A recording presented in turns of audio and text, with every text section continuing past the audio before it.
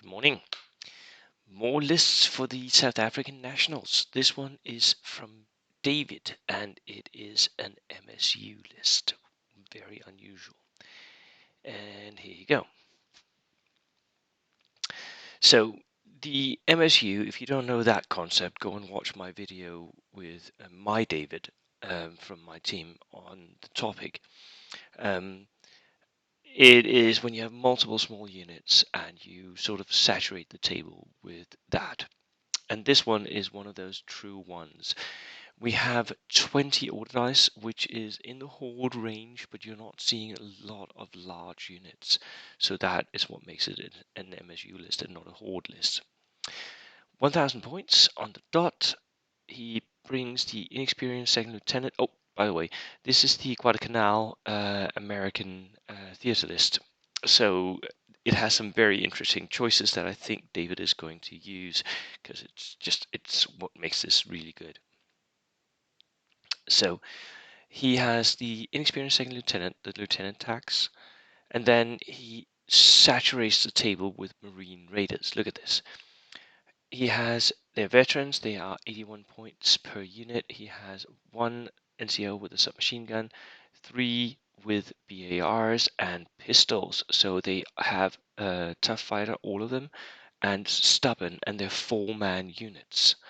And he has 1, 2. This one is different. Okay, but he does have many Marine Raiders here, right? So he has 2 with BARs. They are going to be moving into maybe 24 inches from his own table edge, maybe-ish, that range where their BARs can be effective. They're not going to try and move all the way up, although they could. But if you're going to use the BAR range, that is the spot you want to be at.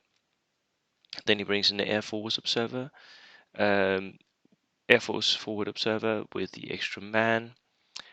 Again, a small unit that is in the mid-table, and because they're regular with SMGs, they can actually start skirmishing.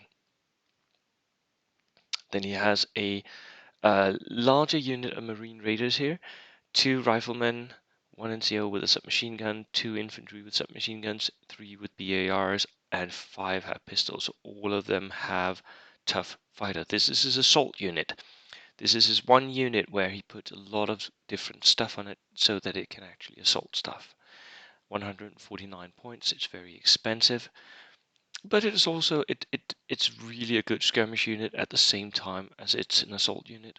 So you should be shooting as you go, which you will, of course, because you're American, and then you should assault enemy positions. Another unit of MSU Marine Raiders, 3-man submachine guns, stubborn. And here again, submachine guns, stubborn, submachine guns, stubborn. So 3 units of those. That makes 5 units of relatively small units of veterans coming at you at a run, first turn, and then skirmishing forward with their submachine guns and their rifles and their BARs. That is a lot of firepower, and it's a lot of pins. He brings an inexperienced mortar, 35 points, medium mortar.